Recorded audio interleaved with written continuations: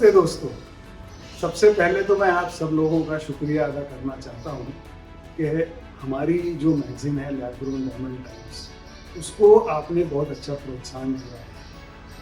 हमारे 5 इश्यू अब छप चुके हैं। जब हमने शुरुआत की थी तब हमको पता नहीं था, मालूम नहीं था कि हर महीने हम लोगों को क्या कंटेंट दे पाएंगे, लेकिन अब हमारी जर्नी शुरू हो गई है। हर महीने नया नया कंटेंट हम लोगों को दे पा रहे हैं। हमने ये भी रियलाइज़ किया कि हमारी मैगज़ीन तो महीने में एक बार छपती है, लेकिन जो घटनाएं हैं, जो न्यूज़ है, वो होती रहती हैं और एक महीना अगर रुकें तो शायद वो पुरानी हो जाती हैं। तो इस सब बातों को मद्देनज़र रखते हुए हमने एक नया उपक्रम हाथ में लिया है और उसको हमने नाम दिया है LGD कॉन्वर्सेशंस। तो ये जैसे टीवी प्रोग्राम होता है, टॉक शो होता है, उसी प्रकार से हम करेंगे। आज का ये पहला एपिसोड है और जो पहले एपिसोड में जो हमारे मेहमान हैं उनका नाम है डॉक्टर हेमंत कुमार तांतिया। तो तांतिया साहब एक बहुत ही मल्टीफेसेटेड पर्सनालिटी है। वो उनका डे जॉब जो है वो जॉइंट कमिश्नर ऑफ कस्टम्स है, उनकी पोस्टिंग पूना में है, लेकिन उन्होंने ये जो जेम एंड ज्वेलरी सेक्टर है उसमें उनको बहुत रुचि है। उन्होंने हमारे देश में जेम एंड ज्वेलरी का कैसे एक्सपोर्ट बढ़ाया जाए, इस विषय पर थीसिस लिखा है और उनको PhD मिली है। तो ये बहुत ही अच्छा मैं समझता हूँ कि कंट्रीब्यूशन है हमारी इंडस्ट्री के लिए। ये आउटसाइडर पर्सपेक्टिव है और outsider perspective is always impartial. इससे हमें नया कुछ सीखने को मिलता है। तो हम इस एपिसोड में डॉक्टर हेमंत कुमार तांतिया जी से बात करेंगे और उनका थीसिस है जेम एंड ज्वेलरी पर, लेकिन उनके थीसिस में उन्होंने एक पूरा चैप्टर लैब ग्रोन डायमंड को समर्पित किया है और उनकी जो टिप्पणी है, उनका जो ऑब्जर्वेशन है, वो हमारी मैगजीन में भी हम छापेंगे। तो चलिए सर, बात करते हैं डॉक्टर हेमंत कुमार तांतिया से।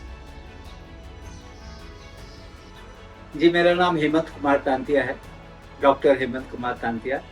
मैंने नौकरी के साथ साथ PhD भी किया है और PhD हमने जेम्स एंड ज्वेलरी का एक्सपोर्ट, निर्यात कैसे बढ़ाया जाए, इस पे हमने फोकस किया है ना। बहुत सारे लोग लैब ग्रोन डायमंड को सिंथेटिक बोलते हैं।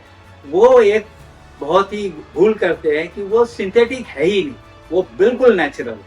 तो इस नेचुरल डायमंड में एक से एक प्रकार भारत इसमें बहुत अच्छा कर रहा है। 2 प्रकार की विधि होती है लैब ग्रोन डायमंड बनाने के लिए, एक CVD विधि और एक HPHT विधि। लेकिन CVD विधि में क्वालिटी प्रोडक्ट ज़्यादा अच्छा बनते हैं। भारत इसमें माहिर होते जा रहा है, बहुत अच्छा कर रहा है। और उससे संबंधित जितने भी आर्टिकल पहले बिट्स एंड पीसेस में आते थे, कभी कोई पेपर में आ गया, कभी कोई मैगजीन में आ गया, इस पे कोई एक सिलसिलेवार ढंग से इस पे कोई किताब नहीं थे। तो जब मुझे पता चला आज से 5 महीना पहले कि लैब ग्रोन डायमंड टाइम्स नाम का एक मैगजीन निकल रहा है, जिसमें केवल लैब ग्रोन से संबंधित इसके प्रोडक्शन, यानी लैब ग्रोन के प्रोडक्शन, उसके एक्सपोर्ट के स्ट्रेटेजी और ये सब की बातें कही जा रही है, तो मुझे ये मैगजीन देख के मैं बहुत खुश हो गया कि इसमें केवल लैब ग्रोन डायमंड की ही चर्चा होती है। और इसमें इसको पढ़ने से मुझे पता चला कि लैब ग्रोन डायमंड में खास करके यूथ लोग बहुत ज़्यादा ध्यान दे रहे हैं, क्योंकि लैब ग्रोन डायमंड एक ऐसा चीज़ है जिसमें इन्वायरमेंट बिल्कुल अफेक्ट नहीं होता है। नेचुरल डायमंड में बहुत खड्डा किया जाता है, बड़े बड़े कई किलोमीटर के माइंस होते हैं, तो नेचुरली इन्वायरमेंट पे उसका असर होता है, डिफॉरेस्टेशन हो जाता है। लेकिन लैब ग्रोन में ऐसा कोई चक्कर नहीं है। तो एक तो इन्वायरमेंट के हिसाब से बहुत अच्छा है। सस्टेनेबिलिटी एक टर्म है जिसके लिए UN बहुत इंसिस्ट करती है सस्टेनेबिलिटी के लिए। तो सस्टेनेबिलिटी का बेसिक ऑब्जेक्टिव यही है कि आप कुछ ऐसा करें जिससे कि अगला जनरेशन को उसका बेनिफिट मिले, ना कि वो डिप्राइव हो। तो अगर हम खूब खड्डा करते रहें, जंगल काटते जाएं और किसी एक चीज को हासिल करने के लिए, तो क्या होगा, अगला जनरेशन को हम कुछ नहीं दे पाएंगे। और इसी सस्टेनेबिलिटी पे बहुत जोर दे रहे हैं हमारे यूएन, और यूएन के चलते सारे विश्व में इसका सस्टेनेबिलिटी का बहुत प्रभाव पड़ा है।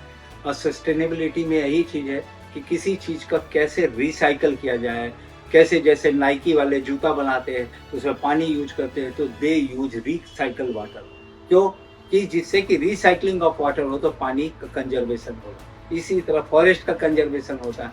तो नेचुरल डायमंड के जगह लैब ग्रोन डायमंड बहुत ही अच्छा अल्टरनेटिव है। हम तो इस बात से बहुत खुश होते हैं कि इससे भारत का एक्सपोर्ट बढ़ते जा रहा है। आप मानेंगे नहीं, इस साल अभी पिछले महीने का रिकॉर्ड देख रहे थे, भारत 10,000 करोड़ रुपया का एक्सपोर्ट कर चुका है। 10,000 यानी कि 1225 मिलियन डॉलर का एक्सपोर्ट कर चुका है। और ये इतना फॉरेन एक्सचेंज केवल लैब ग्रोन डायमंड से आती है। तो लैब ग्रोन डायमंड का ये मैगजीन एकमात्र ऐसा मैगजीन है हिंदुस्तान में जो केवल लैब ग्रोन के विषय में बात करते हैं।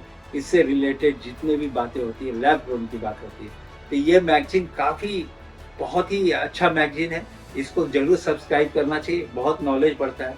और किसी भी मैगजीन का जो फ्यूचर मतलब पॉपुलैरिटी तभी बढ़ता है कि उसके कंटेंट क्या है। तो कंटेंट के लिए जैसे सबको मालूम है उनके एडिटर कैसे होने चाहिए। तो ये बहुत फॉर्चुनेट है लैब ग्रोन डायमंड टाइम्स कि इनके पास एक ऐसे शख्सियत है एडिटर के नाम पे मिस्टर अनिल प्रभाकर जी, जो कि बहुत गुणों से भरपूर जो ज्ञान के सागर हैं, मैं ऐसा कहना चाहूँगा, जो इतने आर्टिकुलेट लिखते भी हैं, इतने अच्छे तरीके से चीज़ को प्रेजेंट करते हैं और इंटरव्यू उन लोगों का लेते हैं जो जिसमें सब्सटेंस होता है, और उनके फोटो भी बहुत ही क्रिएटिव रहते हैं। तो ऐसा रहता है कि एक बार आप ये मैगजीन लेंगे तो शुरू से लेकर अंत तक पढ़ेंगे और अगला सब्सक्रिप्शन का इंतजार करेंगे, अगला इशू का। तो दोस्तों, ये था हमारा पहला एपिसोड। उम्मीद है आपको पसंद आया होगा। अगर पसंद आया है तो मैं आपसे गुजारिश करता हूँ कि इसको आपके फ्रेंड सर्कल में इंडस्ट्री एसोसिएट्स के साथ शेयर कीजिए। और क्योंकि हमारा जो उपक्रम है उसके लिए आपके सबके सहयोग की ज़रूरत है, तो अगर आप स्पॉन्सर करना चाहते हैं, हमारी मैगजीन में एडवर्टाइज करना चाहते हैं, तो ज़रूर कीजिएगा। मेरा नंबर तो आपके पास होगा ही, मेरा ईमेल आईडी भी हम यहाँ दे रहे हैं। Please reach out to us. और अगर आप स्पॉन्सर ना भी करना चाहें, एडवर्टाइजिंग ना भी करना चाहें, लेकिन अगर आपको आपकी कहानी लोगों तक पहुंचानी है तो हम तक आप ज़रूर पहुंचिए। We are always available eight